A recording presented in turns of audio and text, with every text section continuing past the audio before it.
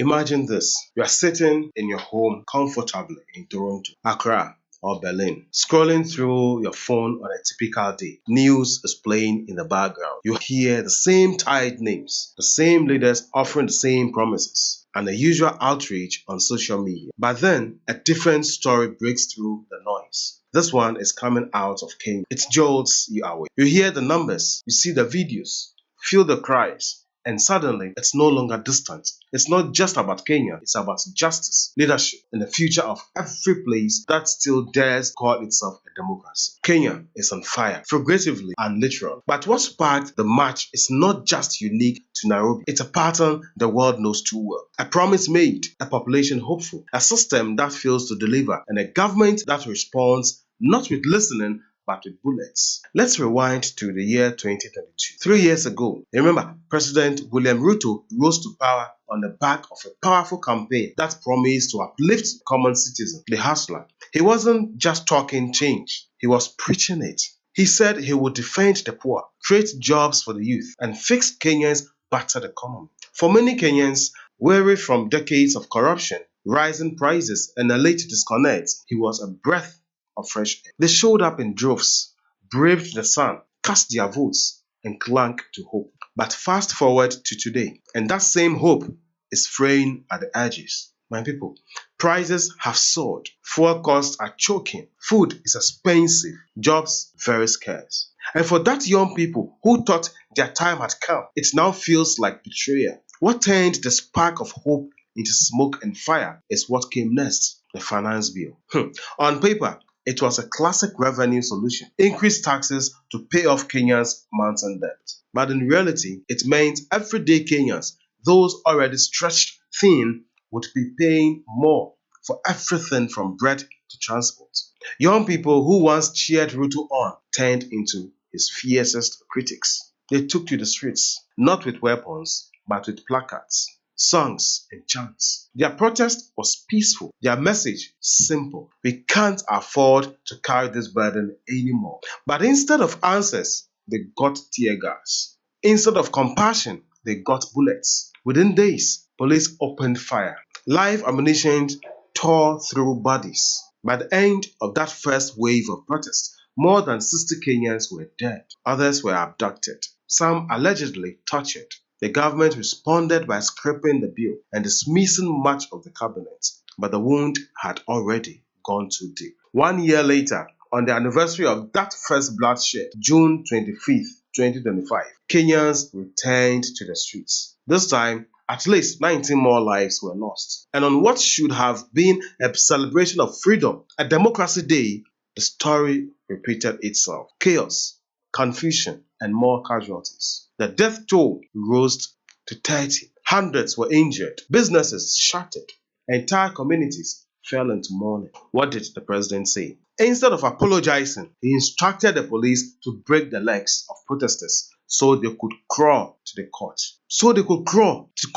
He called these youth-led demonstrations an attack on national security, as if dissent were treason, as if disagreeing meant he were now an enemy of the state.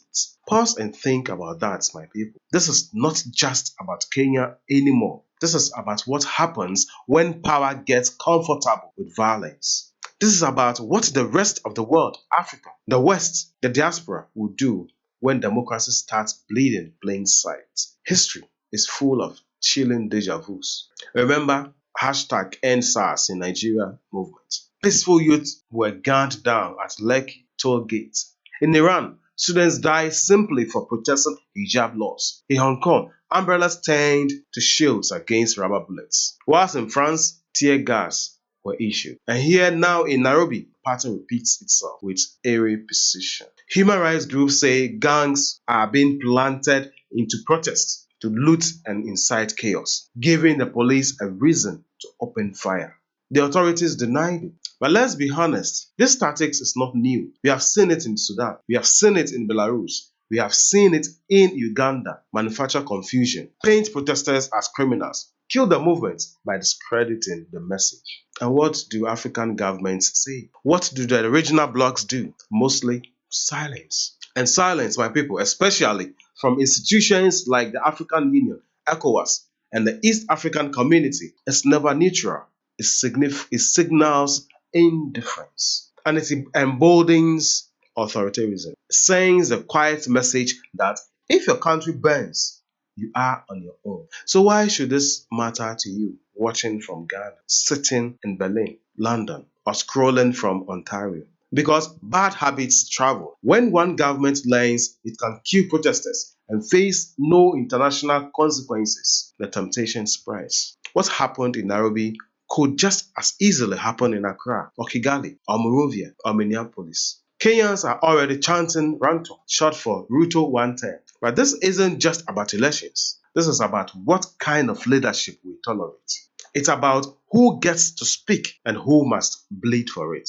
And it's also about the citizens of Africa and the global diaspora. We can't afford to look away. We must share verified stories, not conspiracy-laden clips. We must pressure our leaders and regional bodies to respond with justice. We must teach our children that protest is not a crime. It is the beating heart of any free society. We must stop calling elected leaders lords. They are not monarchs, they are public servants. Because if power starts to treat public criticism as rebellion, then tyranny is already knocking at our doors. My people, here at the David 360 show, we will not stay quiet. We will still name the names. We will shine light on every dark corner and will remind every president, prime minister, and parliamentarian on this continent and beyond. The legitimacy of your office ends the moment you trade dialogue bullets. Kenya is on fire. The question now is not will it get worse? The question is will we learn in time or wait until the flames reach our own bodies? Until the flames reach our own borders. This is David 360. We are not just watching, we are listening, we are documenting, and we are refusing to be silent. Because silence does not protect victims. Silence protects power. Thanks for staying with us. Until I come your way again, spread peace and love everywhere. God bless you.